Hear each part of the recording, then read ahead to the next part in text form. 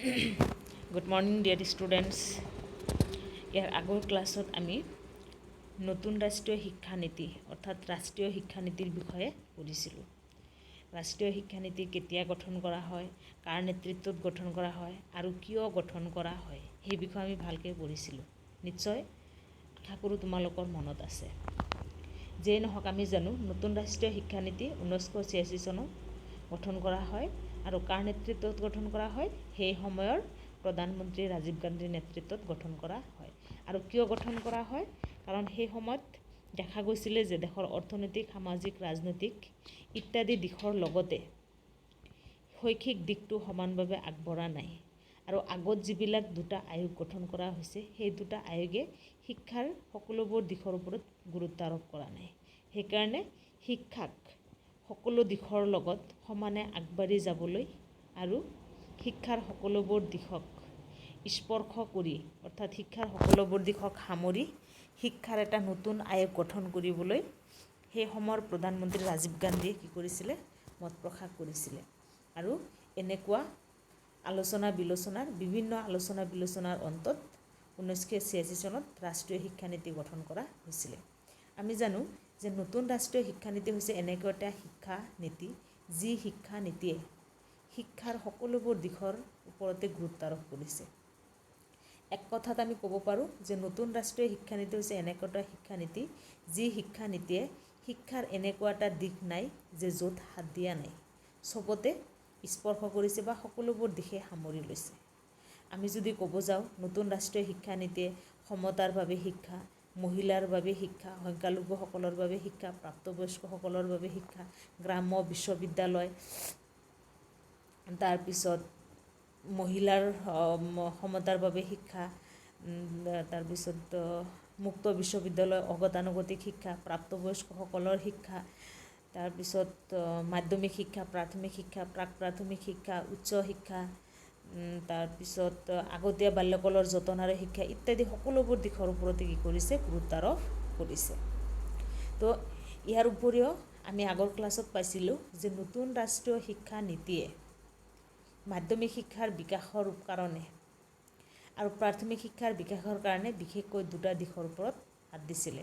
আমি জানো যে নতুন ৰাষ্ট্ৰীয় শিক্ষানীতিয়ে প্ৰাথমিক শিক্ষাৰ বিকাশৰ কাৰণে এখন আঁচনি হাতত লৈছিলে আৰু সেই আঁচনিখনৰ নাম কি আছিলে? ডিয়াৰ ষ্টুডেণ্টছ, আমি চবেই জানো যে সেই আঁচনিখনৰ নাম আছিলে অপাৰেশ্যন ব্লেকবোৰ্ড। আৰু মাধ্যমিক শিক্ষাৰ বিকাশৰ কাৰণে আৰু গণতান্ত্ৰিক নীতি কাৰ্যকৰী কৰাৰ কাৰণে নতুন ৰাষ্ট্ৰীয় শিক্ষানীতি মাধ্যমিক পৰ্যায়ত এখন নতুন স্কুলৰ প্ৰৱৰ্তন কৰিছিলে। সেই স্কুলখনৰ নাম কি দিছিলে? ডিয়াৰ ষ্টুডেণ্ট, আমি সকলোৱে জানো সেইটো কৈ আছিলে নৱোদয় বিদ্যালয় অৰ্থাৎ পিচ চিটিং স্কুল বা নতুন পদক্ষেপ স্থাপনকাৰী মাধ্যমিক স্কুল। তো এইবিলাকৰ বিষয়ে অলৰেডি আমি আগৰ ক্লাছত পঢ়িছোঁ, তোমালোকে PDF পাই গৈছা। তো আজি আমি অলপ বেলেগ বস্তু কৰিম। বেলেগ বস্তু মানে কি? ইয়াৰ আগতে আমি আৰু এটা বস্তু পাইছোঁ যে নতুন ৰাষ্ট্ৰীয় শিক্ষানীতিয়ে মাধ্যমিক শিক্ষা বৃত্তিমুখীকৰণৰ কাৰণে কি পৰামৰ্শ আগবঢ়াইছে, সেইখিনিও আমি পাইছোঁ। তো আজি আমি পঢ়িম যে নতুন ৰাষ্ট্ৰীয় শিক্ষানীতিয়ে সামৰি লোৱা দিশসমূহ। এই যে অলপ আগত ক'লোঁ যে শিক্ষাৰ এনেকুৱা এটা দিশ নাই যে য'ত হাত দিয়া নাই। সেইকাৰণে আমি এতিয়া পঢ়িম যে সেই নতুন ৰাষ্ট্ৰীয় শিক্ষানীতিয়ে কোনবিলাক দিশ সামৰি লৈছে।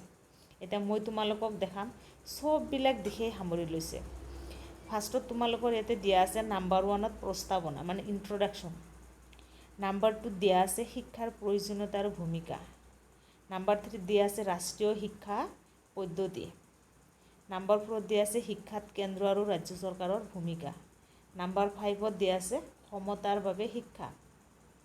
এতিয়া এই যে সমতাৰ বাবে শিক্ষা পালোঁ আমি, এই সমতাৰ বাবে শিক্ষাৰ ওপৰতে আকৌ বেলেগ ধৰণৰ কুৱেশ্যন হ'ব, আমি পঢ়ি থাকোঁতে পাই যাম, সেইটো বেলেগ কথা।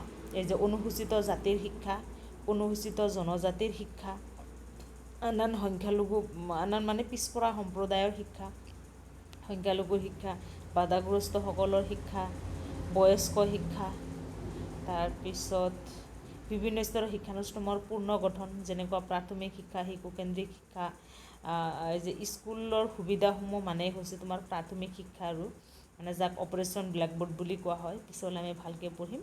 অগতানুগতিক শিক্ষা, মাধ্যমিক শিক্ষা, তাৰপিছত বৃত্তিমুখী শিক্ষা, উচ্চ শিক্ষা, মুক্ত বিশ্ববিদ্যালয় আৰু দূৰ শিক্ষণ, উপাধিক নিয়োগৰ পৰা বিচ্ছিন্নকৰণ, গ্ৰাম্য বিশ্ববিদ্যালয়, কাৰিকৰী আৰু ব্যৱস্থাপনা শিক্ষা, নতুনত্ব গৱেষণা আৰু বিকাশ, সকলো পৰ্যায়তে দক্ষতাৰ উন্নীতকৰণ আৰু ফলপ্ৰসূতা, বিষয়সূচী আৰু শিক্ষা প্ৰক্ৰিয়াৰ পুনৰীক্ষণ, তাৰপিছত ভাষাসমূহ, মূল্যবোধ শিক্ষা, শাৰীৰিক শিক্ষা, যুৱকসকলৰ ভূমিকা, মূল্যায়ন প্ৰক্ৰিয়া আৰু পৰীক্ষাৰ সংস্কাৰ সাধন, শিক্ষাৰ পৰিচালনা, তাৰপিছত এইখিনি। গতিকে এতিয়া আমি যদি চাব যাওঁ 15টা পৰামৰ্শ আগবঢ়াইছে, মানে 15টা দিশৰ ওপৰত গুৰুত্ব আৰোপ কৰিছে। গতিকে ইয়াতে তোমালোকৰ কুৱেশ্যন আহে, নতুন ৰাষ্ট্ৰীয় শিক্ষানীতিয়ে সামৰি লোৱা দিশসমূহ কি কি, বা নতুন ৰাষ্ট্ৰীয় শিক্ষানীতিয়ে কোনবিলাক দিশৰ ওপৰত গুৰুত্ব আৰোপ কৰিছে। তেতিয়া আমি 15টা দিশৰ বিষয়ে লিখিম। কিন্তু এটা কথা মনত ৰাখিবা, এই 15টা দিশ অকল নামত 15টা দিশ পঢ়িলেই নহ'ব, প্ৰতিটো দিশৰ আণ্ডাৰত এটা এটাকৈ বেলেগ ধৰণৰ কুৱেশ্যন হ'ব। যেনেকুৱা আমি এটা দিশ পাইছিলোঁ সমতাৰ বাবে শিক্ষা, হয়নে নহয়? সেই সমতাৰ বাবে শিক্ষাৰ ওপৰত আকৌ বেলেগকৈ কুৱেশ্যন আহিব, সেইটো আমি পঢ়ি থাকোঁতে পাম। তাৰপিছত আৰু আহিব, যেনেকুৱা এটা আমি পাইছোঁ পইণ্ট বয়স্ক শিক্ষা। এতিয়া সেই বয়স্ক শিক্ষাৰ বিকাশৰ কাৰণে কি পৰামৰ্শ আগবঢ়াইছে সেইটো এটা বেলেগ কুৱেশ্যন আহিব। গতিকে এতিয়া বহুত কুৱেশ্যন হ'ব, কিন্তু মেইন যিটো কুৱেশ্যন যে নতুন ৰাষ্ট্ৰীয় শিক্ষানীতিয়ে কোনবিলাক দিশ সামৰি লৈছে, তেতিয়া এই 15টা দিশৰ বিষয়ে আমি পঢ়িম। যিকেইটা নাম্বাৰিং কৰা আছে 1, 2, 3, 4, 5 to 15লৈকে যিকেইটা নাম্বাৰিং কৰা আছে সেইকেইটা হৈছে দিশ, আৰু সেই দিশকেইটাৰ ভিতৰত আৰু বহুতো কি আছে, চাব পইণ্ট আছে। যিয়েই নহওক আমি একফালৰ পৰা পঢ়িবলৈ নিশ্চয় বুজি পাবা তোমালোকে। এতিয়া আমি যদি ক'ব যাওঁ নতুন ৰাষ্ট্ৰীয় শিক্ষানীতিৰ প্ৰথমটো দিশ হৈছে কি, প্ৰস্তাৱনা। প্ৰস্তাৱনাত কৈছে যে শিক্ষা এনেকুৱা হ'ব লাগে বা শিক্ষা ব্যৱস্থাত এনেকুৱাকৈ গঠন কৰি তুলিব লাগে যি শিক্ষাই দেশৰ সকলোবোৰ দিশৰে কি কৰিব পাৰে, প্ৰয়োজন পূৰণ কৰিব পাৰে। এইটো কুৱেশ্যন তোমালোকৰ সদায় আহে যে শিক্ষা প্ৰত্যাহ্বান নামৰ শিক্ষা সম্পৰ্কীয় পত্ৰখন কেতিয়া প্ৰকাশ পাইছিলে। এইটো কেতিয়া প্ৰকাশ পাইছিলে, 1985 চনত। শিক্ষা প্ৰত্যাহ্বান নামৰ বা চেলেঞ্জেছ অফ এডুকেশ্যন শিক্ষা সম্পৰ্কীয় পত্ৰখন 1985 চনত প্ৰকাশ কৰা হৈছিলে। যে নাম্বাৰ 1 পইণ্টটো আমি এইটো লিখিম, শিক্ষাৰ প্ৰয়োজনীয়তা আৰু ভূমিকা।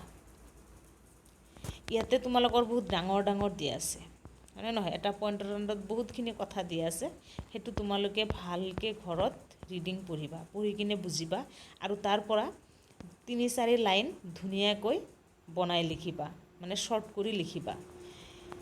এতিয়া বুজি লোৱা শিক্ষাৰ প্ৰয়োজনীয়তা আৰু ভূমিকা।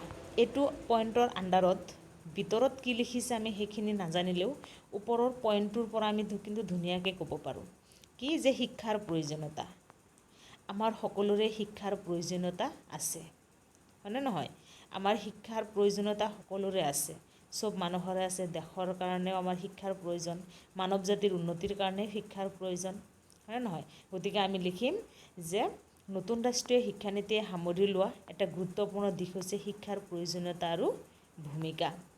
কাৰণ শিক্ষাৰ প্ৰয়োজন আমাৰ সকলোৰে বাবে, আমাৰ সকলোৰে শিক্ষাৰ প্ৰয়োজনীয়তা আছে, আৰু শিক্ষাৰ সৰ্বাংগীন বিকাশৰ ক্ষেত্ৰত সহায় কৰিব পাৰেনে নাই?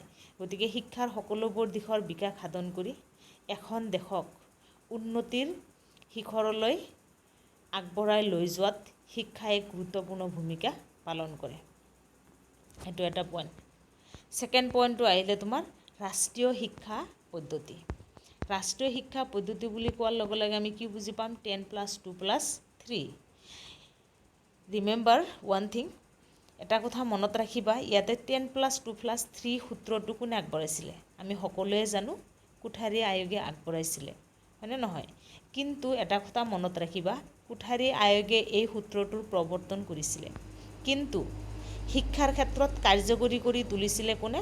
নতুন ৰাষ্ট্ৰীয় শিক্ষানীতিয়ে। তো 10+2+3 লৈ 2 ধৰণৰ কুৱেশ্যন হ'ব পাৰে, যে এই সূত্ৰটোৰ প্ৰৱৰ্তন কোনে কৰিছিলে বা কোনে পৰামৰ্শ আগবঢ়াইছিলে। কোনে আগবঢ়াইছিলে? কোঠাৰী আয়োগে আগবঢ়াইছিলে। কিন্তু ইয়াক শিক্ষাৰ ক্ষেত্ৰত কোনে কাৰ্যকৰী কৰিছে? কোনে কাৰ্যকৰী কৰিছে? সেইটো হ'ব কোনে? নতুন ৰাষ্ট্ৰীয় শিক্ষা নীতিয়ে।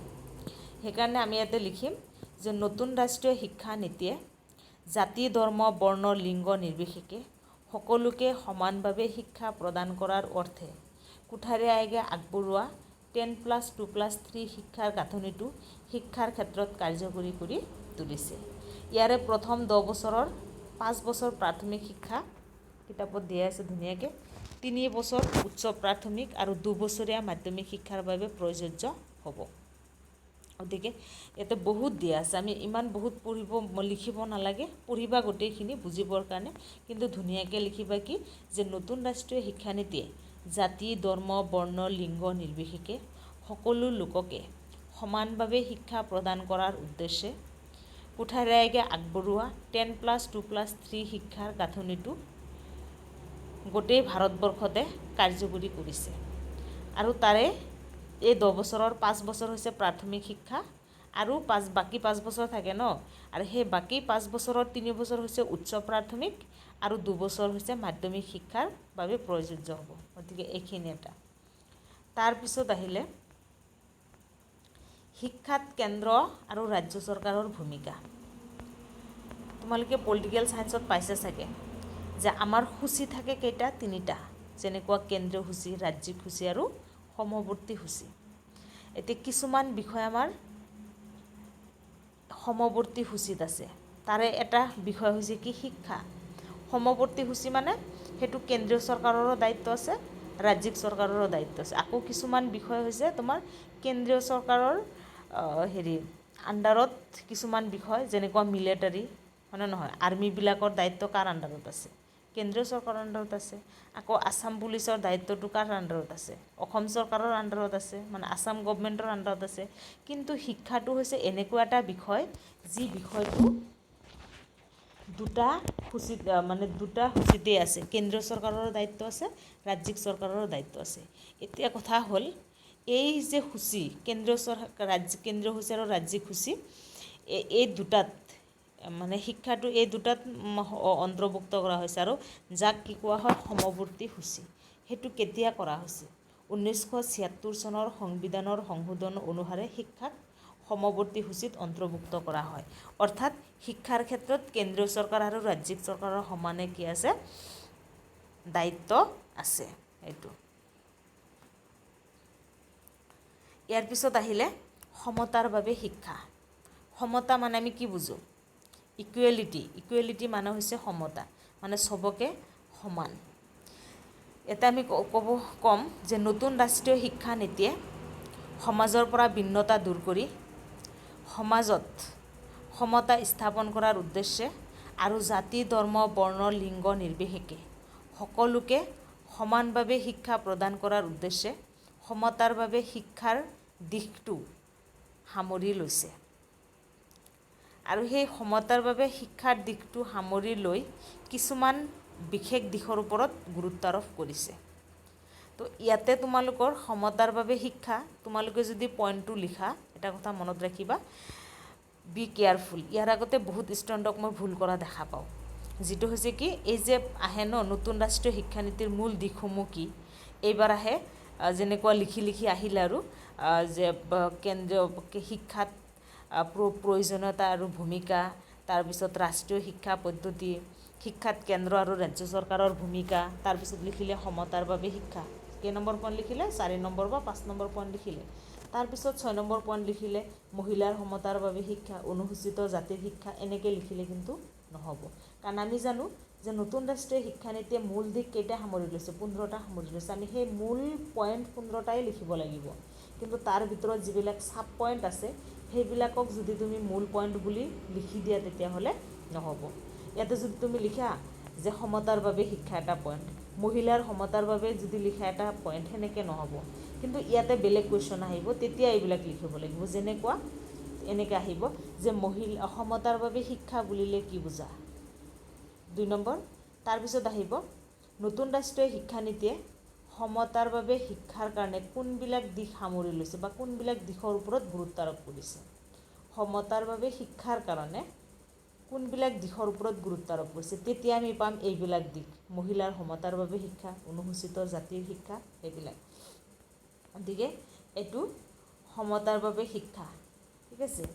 এতিয়া ইয়াৰ পিছত মই আৰু পঢ়িম, কিন্তু ইয়াতে এটা কুৱেশ্যন বেলেগ আহিব, সেইটো মই বেলেগকৈ আহিব সমতাৰ বাবে শিক্ষাৰ ওপৰত। এইটো আৰু সদায়ে আহে, এনেকৈ আহে যে সমতাৰ বাবে শিক্ষা বুলিলে কি বুজা, আৰু নতুন ৰাষ্ট্ৰীয় শিক্ষানীতিয়ে সমতাৰ বিকাশৰ কাৰণে কোনবিলাক দিশ সামৰি লৈছে, তেতিয়া আমি এইবিলাক কৰিম। গতিকে সেইটো মই নেক্সট ক্লাছত আলোচনা কৰিম বা নেক্সট ভিডিঅ'ত আলোচনা কৰিম। ভিডিঅ'টো বহুত দীঘল হ'লে আপলোড কৰাত অলপমান অসুবিধা হয়, তো সেইকাৰণে মই আৰু এটা নেক্সট ভিডিঅ'ত এইটো আলোচনা কৰিম। তোমালোকে বুজি নাপালে সুধিবা।